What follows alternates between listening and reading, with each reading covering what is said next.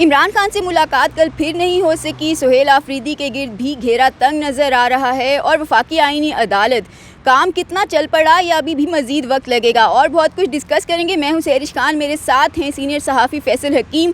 आज इनसे बात करेंगे। सबसे पहले तो बताइएगा, अडयाला जेल आप गए थे कल भी, इमरान खान से मुलाकातों का फिर से एक और रोज़ था, अहम रोज़। मंगल को हमने देखा कि अलीमा खान और उनकी बाकी बहनों के साथ, इमरान खान की सिस्टर्स के साथ क्या बदसलूकी की गई, जितनी मजम्मत की जाए यकीनन कम है। उसके बाद जुमेरात का रोज़ मुलाकातों के लिए कैसा रहा, और फिर एक दफ़ा फिर क्यों नहीं मुलाकातें हो सकी इमरान खान से?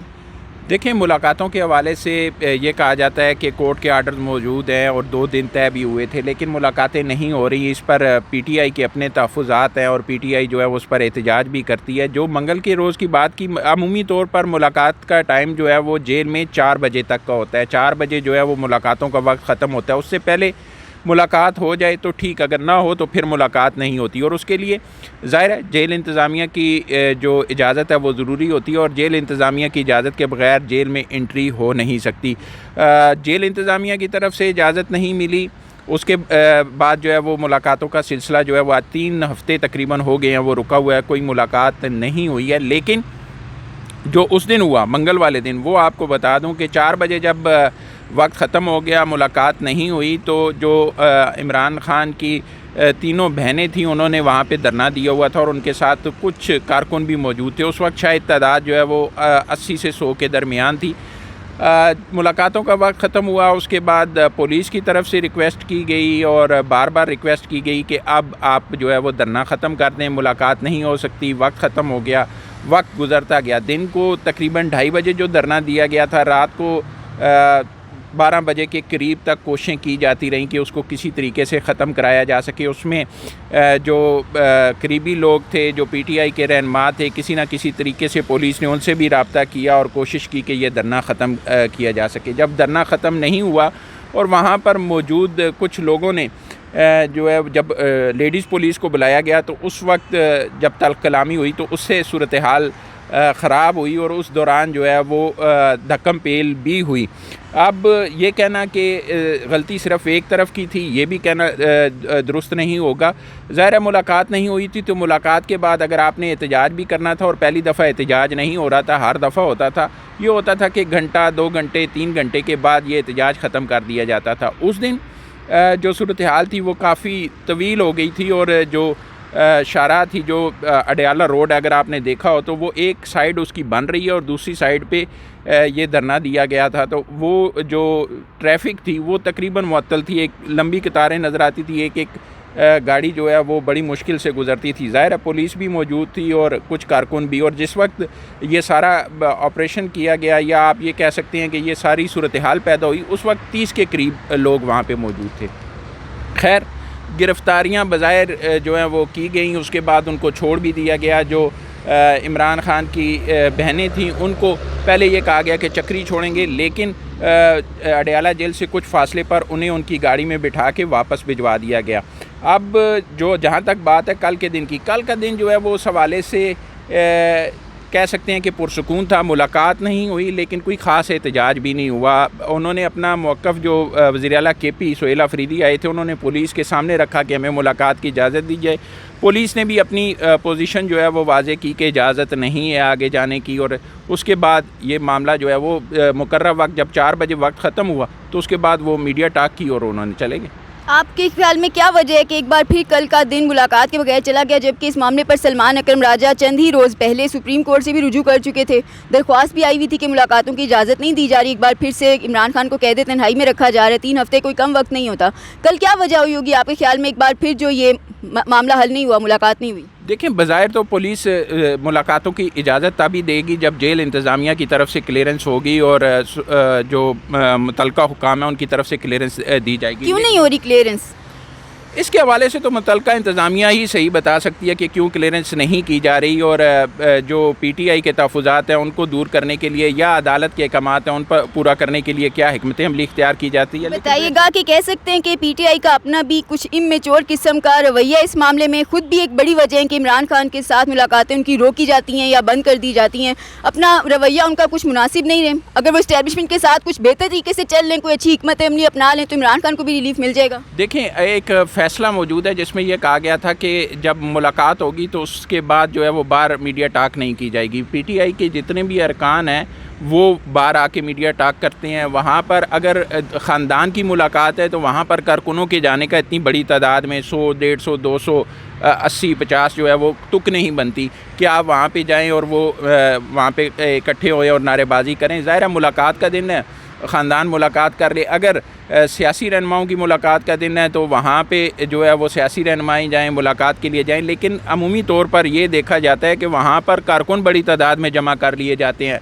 वहाँ पर सूबाई जो इनके रहनुमा है वो कॉल दे देते हैं जी कि MNAs भी पहुँच जाएँ, MPs भी पहुँच जाएँ, फ़लाँ इलाके से कारकुन भी पहुँच जाएँ। तो वो वहाँ पे लॉ एंड आर्डर की सिचुएशन पैदा होने का हर वक्त मसला रहता है और आपने देखा मंगल के दिन कोई ऐसी सिचुएशन पैदा भी हो गई थी। बिल्कुल, अब यहाँ पे कह सकते हैं कि नवाज़ शरीफ और मरीम नवाज़ जब जेल में थे उस वक्त उनका फिर रवैया एज़ कम्पेयर टू पीटीआई काफ़ी मेच्योर था ना। इस तरह के कोई बारात लेके बाकायदा जाया जाता था कि हम सब जा रहे हैं, शोर मचा के मुलाकातें हो जाती थी, मीडिया में एक मामूली सी खबर चल जाती थी, मामला हल हो जाता था, मिलकर आ जाते थे दोनों से।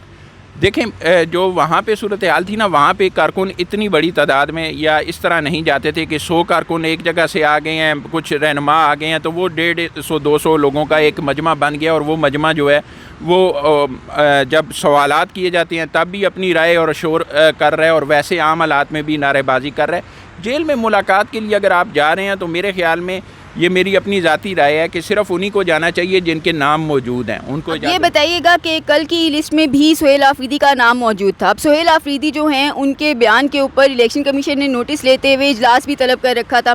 आज वो इजलास भी हो जाएगा कुछ देर के अंदर। तो सुहेल आफरीदी के गिर्द बज़ाहिर घेरा तंग होता हुआ नज़र आ रहा है। अब एक तरफ इमरान खान से 3 हफ्तों से मुलाकातें नहीं हो रही, कैद तन्हाई वो गुजार रहे हैं, खुद पीटीआई वाले भी परेशानी में। दूसरी तरफ वो लिस्टों के अंदर सुहेल आफरीदी का नाम भी शामिल कर रहे हैं जिनके हवाले से अहम इजलास में कोई बड़ा फैसला भी हो सकता है। क्या कहेंगे कि उनके ये मुनासिब था उनका नाम डालना? देखें सुहेल आफरीदी जो है उनका नाम डालने के हवाले तो ज़ाहिर है पीटीआई का अपना एक फ़ैसला है कि वो उनकी मुलाकात करवानी चाहिए या नहीं करवानी चाहिए। वो उन्होंने अपनी पार्टी के लिहाज से अपनी एक हिकमत अमली बनाई है। जहाँ तक बात है कि उनके ख़िलाफ़ घेरा तंग किया जा रहा है तो ऐसी सूरत हाल तो नज़र नहीं आती। अगर घेरा तंग किया जाता है या उनके ख़िलाफ़ कोई इक़दाम करना मकसूद होता तो शायद वो वज़ीर आला भी ना बनते। वज़ीर आला भी बनने दिया गया, आज़ादी के साथ घूम फिर भी रहे हैं, काम भी कर रहे हैं, तो उनके ज़ाहिर है जो मैंडेट मिला हुआ है उसका एहतराम किया जा रहा है। बाकी जहाँ तक बात है कि इलेक्शन कमीशन ने तलब किया तो वो ज़ाब्ता इखलाक की खिलाफ वर्जी पे तलब किया गया और सिर्फ उन्हें नहीं तलब किया गया, पंजाब के भी बहुत सारे जो मुस्लिम लीग नून के अरकान हैं या वफाकी वज़रा हैं उनको भी तलब किया गया है। तो ये कहना कि सिर्फ एक शख्स को निशाना बनाया गया ये दुरुस्त नहीं है। ज़ाब्ता इखलाक की खिलाफ वर्जी ज़रूर हुई है। ज़ाब्ता इखलाक के तहत कोई भी मुंतखब जो रुकने कौमी असम्बली है, वज़ीर है या चीफ़ एग्जेक्टिव है सूबे का, वो इस हल्के का दौरा नहीं कर सकता जहाँ पे इंतखाबात हो रहे हों। तो ये सूरत हाल हुई और ना सिर्फ ये सूरत हाल पैदा हुई, ज़ाब्ता इखलाक की यहाँ पे भी खिलाफ वर्जी हुई। उसके बाद वहाँ पे जाके उन्होंने जिस तरह इलेक्शन कमीशन को और जो सरकारी मुलाजमीन थे उनके मतलब जो अल्फाज इस्तेमाल किए, जिस तरह उनको धमकाया, उस पर इलेक्शन कमीशन ने नोटिस लिया। और ज़ाहिर है जहाँ पे इंतखाबात हो रहे हैं वहाँ पर आप इस तरह जाके एक सूबे का चीफ़ एग्जेक्टिव जब उसके सूबे के एक हल्के में इंतखाब हो रहा है इस तरह की बातें करेगा तो वो जो वहाँ पे ड्यूटी करने वाले लोग हैं उन पर असरअंदाज होने की कोशिश ज़रूर समझा जाएगा। और यही सूरत रिजल्ट तो उन्होंने भुगत लिया क्योंकि अब जो इलेक्शन है उस मुतल्लिका हल्के के अंदर, और बड़ा अहम हल्का था वो पीटीआई के अपने लिए भी, तो वहाँ पर फ़ौज के ज़ेर निगरानी इलेक्शन होंगे। पहले वो पुलिस हो जो आम इंतज़ामिया थी वो करवाती, अब फ़ौज के ज़ेर इंतज़ामिया होंगे। तो ये तो खुद पीटीआई ने सुहेल आफरीदी को यहाँ भी भुगत नहीं लिया। देखें फ़ौज हो सिविल इंतज़ामिया हो, मकसद एक होता है इलेक्शन साफ़ और शफाफ करवाना। और आम इंतखाबात में भी हर दफ़ा जो है वो फ़ौज से मदद ली जाती है, वहाँ पर भी फ़ौज से मदद ली जा रही है। ये कहना कि फ़लाँ होता तो शायद साफ़ हो जाता, फ़लाँ होगा तो सवालिया निशान होगा, ये कहना दुरुस्त नहीं है। फ़ौज भी पाकिस्तान की है, पुलिस भी पाकिस्तान की है, बाकी इदारे भी पाकिस्तान के। तो सबसे जो मरकज़ी पॉइंट है वो है कि इलेक्शन जो है वो साफ़ और शफाफ हों, वहाँ पर किसी किस्म का कोई भी क़ुव्वत असरअंदाज होने की कोशिश ना करे। और जो सुहेल आफरीदी ने वहाँ पे जलसे में कहा आज वज़ीर आला केपी ने बतौर वज़ीर आला केपी, उससे ये जो है वो एक असर लिया गया कि शायद वो इदारों पर जो है वो असरअंदाज होने की कोशिश कर रहे हैं। अब आते हैं वफाकी आईनी अदालत की तरफ। वफाकी आईनी अदालत का जिस तरह से आगाज़ किया गया, कोई सेटअप नहीं था, प्रॉपर पेपर वर्क नहीं किया हुआ नज़र आ रहा था। सुप्रीम कोर्ट के अंदर शुरू में ये भी इतलात थी कि कहा गया है वफाकी आईनी अदालत वालों की तरफ से कि हमारी जो भी दरख्वास्तें हैं अपने पास सुप्रीम कोर्ट में ही उनको दाखिल कर लें, दायर कर लें, उसके बाद हमें भिजवा दिया करें। तो बहरहाल आज वफाकी आईनी अदालत के रजिस्ट्रार ऑफिस ने काम करना शुरू किया है, पहली दरख्वास्त भी दायर हो गई है। क्या समझते हैं, पेपर वर्क पहले नहीं होना चाहिए था? 27वीं आईनी तरमीम का इतना शोर शराबा सुन रहे थे और ये कि पार्लियामेंट बहुत करने के लिए पुरजोश थी, जल्द अज जल्द मुलाकातें की जा रही थी और जल्द अज जल्द सारे मामलात को हतमी शक्ल दी जा रही थी। लेकिन जिस अंदाज में आगाज़ हुआ ये मुनासिब था? इसके लिए पहले प्रॉपर पेपर वर्क नहीं होना चाहिए था? देखें, पेपर वर्क शायद जो है वो सारी चीज़ें आपको पता नहीं है। जो आईनी अदालत है, इसका मामला जब 26वीं आईनी तरमीम की जा रही थी उस वक्त भी ज़ेर बहस आया था और उस वक्त शायद पीपल्स पार्टी की तरफ से इख्तलाफ किया जा रहा था कि फिल वक्त जो है वो आईनी बेंच बनाया जाए। यकीनन हुआ था, लेकिन जब अब आईनी अदालत चल चुकी है, आज तीसरा चौथा रोज़ था बल्कि, तो ये बताइएगा कि क्या जिस अंदाज में काम शुरू हुआ वो तो पेपर वर्क ना होने के बराबर लगता था। यहाँ तक इतलात हैं ज़राए के मुताबिक जस्टिस अमीनुद्दीन खान जो चीफ जस्टिस हैं वफाकी आईनी अदालत के, सुपीरियर कोर्ट के चीफ जस्टिस हैं, वो वहाँ से काम मुकम्मल करने के बाद सुप्रीम कोर्ट में अपना चैम्बर यूज़ करते रहे शुरू के इब्तिदाई दिनों में। तो इस तरह की जो मुज़िका खेज़ खबरें हैं, इनके बारे में क्या कहेंगे? उस तरह से तो मतलब हालात नहीं थे, आईनी अदालत बिल्कुल प्रॉपर ठीक ठाक तरीके से फंक्शन कर पाती।